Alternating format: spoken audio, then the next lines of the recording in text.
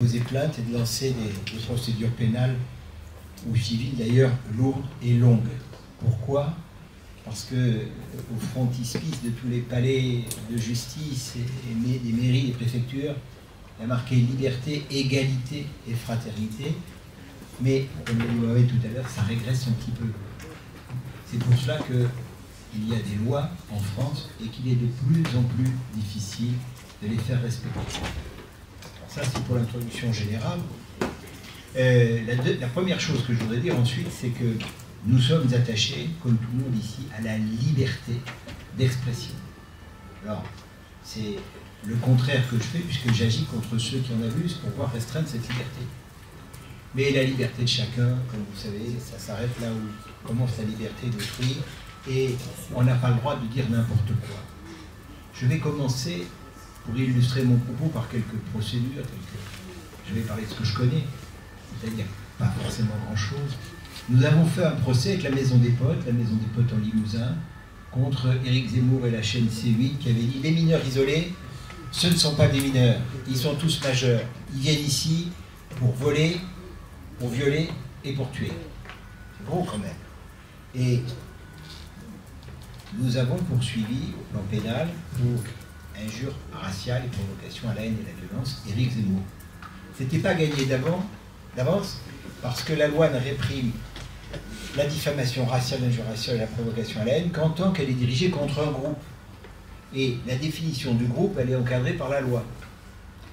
Et certains d'entre nous, en particulier les conseils généraux qui étaient présents à l'audience parce qu'ils ont des associations de mineurs, plaidaient que les mineurs étaient diffamés en tant que tels, étaient attaqués en tant que tels, et nous disions non, c'est à travers le mineur isolé, l'étranger, parce que l'étranger, c'est une catégorie juridique admise déjà, on est obligé de rentrer dans les clous. C'est un peu con le droit, mais c'est l'art des catégories, il y a des principes, et puis alors, après il y a des exceptions, mais si on ne rentre pas dans les clous aucun des principes ou des exceptions, ça ne marche pas. Et bien finalement, on a gagné. On a gagné.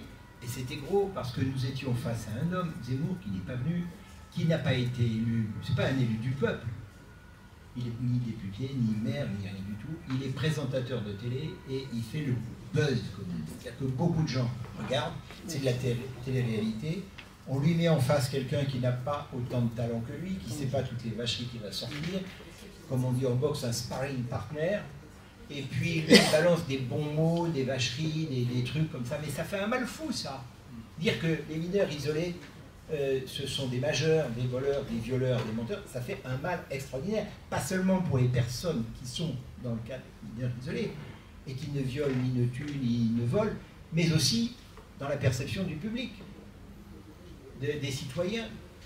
Donc, au nom de quoi un homme qui n'est investi que par d'une chaîne de télé, au nom de quoi un type qui n'est pas élu, qui n'a pas de diplôme spécifique qui l'autorise à parler comme un universitaire, au nom de quoi profère-t-il de telles âneries? Pas peur de le dire d'ailleurs, s'il entend mes propos, je suis à sa disposition, parce que c'est pas la seule affaire qu'on a. C'est quand même un énorme problème, et le droit, c'est un peu comme le chat d'une aiguille, faire passer le fil, c'est extrêmement compliqué, il faut se bouger.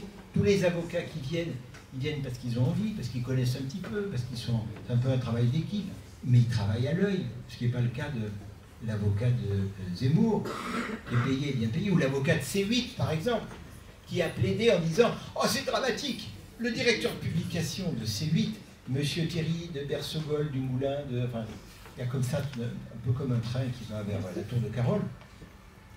Monsieur, il était en vacances, il a reçu une citation, ses enfants ont cru qu'il martyrisait des enfants. Ah ben oui mec, c'est ça, t'es patron de la chaîne, t'as fait l'ENA, mais il faut quand même répondre des propos qui sont tenus dans la chaîne de télévision. Et là, c'est extrêmement difficile, parce qu'il y a tout un tas de choses procédurales, c'est la loi sur la presse, on ne veut pas porter atteinte à la liberté d'expression que d'une main tremblante, comme disent les juristes, donc c'est assez difficile, mais on peut y arriver. On est en appel. Maintenant, je voudrais vous parler, mais j'ai bientôt terminé mes 7 minutes, d'une autre affaire qui concerne Twitter. Twitter vient d'être racheté. 44 milliards de dollars à 54,20 € l'action. Et il y a une courbe, vous pouvez voir, c'est jamais monté si haut, Mais ce qui est terrible, c'est ce que déclare l'homme qui rachète, M. Musk. Il a dit qu'il allait licencier la plupart du personnel et qu'il allait restaurer la liberté. Ça veut dire qu'on va pouvoir dire n'importe quoi sur Twitter, dont tout le monde s'accorde à dire que c'est la mort en 140 caractères.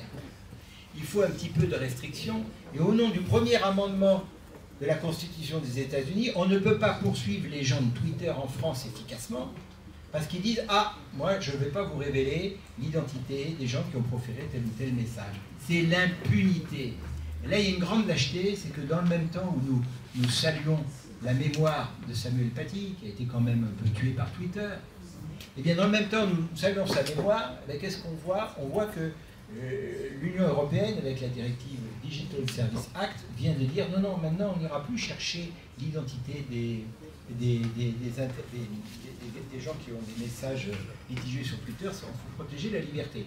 Et la Cour de justice de l'Union européenne, le Conseil d'État, la Chambre criminelle de la Cour de cassation ont, avec une vitesse effroyable, dit oui, oui, oui, on ne va plus les embêter. Or, si nous, les juristes, on ne peut pas avoir l'identité du type qui profère un message haineux sur Twitter, on ne peut rien faire. Et Musk a dit qu'il va licencier tout le monde, dont les gens qui modèrent la haine, plus ou moins bien. Je crois savoir, mais c'est pas public, qu'il y a 140 personnes dans le monde entier pour modérer la haine en permanence sur Twitter. Ça se fait automatiquement par des algorithmes. Donc on a des gros problèmes. C'est pour ça que la liberté régresse. Les grandes lois républicaines sur la protection contre l'injure raciale, la diffamation raciale, c'est-à-dire la loi dite Pleven de 72, elle régresse. On a fait un colloque au Morat où tous les intervenants, il y avait des projets de droit, se sont accordés pour dire que ça régresse. Alors, c'est un problème parce que l'égalité, elle, sa perception progresse, mais la réalité de ce que l'on en perçoit régresse. J'ai regardé le dictionnaire avant de venir, et en 1651, il y avait un des premiers dictionnaires de la langue française qui s'appelait Richelet, 1651, égalité, juste proportion qu'il y a entre les choses ou les personnes. Juste proportion, c'est pas la même chose. Et si je regarde le dictionnaire Robert, alors il y a eu d'autres dictionnaires entre-temps, il y a eu Littré, le dictionnaire Robert actuel, contemporain, il commence par, premièrement, concordance, conformité, équivalence, et il donne comme première définition l'égalité algébrique. Voilà. Et on a écrit il y a longtemps, les hommes naissent et vivent libres et égaux en droit. Eh bien, cette égalité, elle est loin d'être dans la réalité une égalité algébrique. Vous le savez, tous les jours, on n'a pas les mêmes droits.